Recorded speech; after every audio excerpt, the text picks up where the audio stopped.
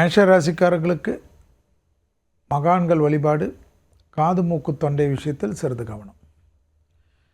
ரொம்ப அற்புதமும் சந்தோஷமும் தொழில் நிமித்தமாக கொடுக்கும். பிள்ளைகள் விஷயத்தில் ரொம்ப நாட்களுக்கு பிறகு நன்மைகள் ஏற்படும்.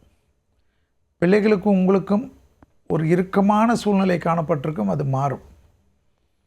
தொலைதூர பயணங்கள் ஏற்படும். குடும்பத்தில் சிலருக்கு காணப்பட்ட இந்த பிரச்சனைகள் தீரும். எதிர்பார்க்காத நிறைய விஷயங்கள் நடைபெறும். தொழில் ரீதியாக காணப்பட்ட இந்த சிக்கல்கள் தீரும்.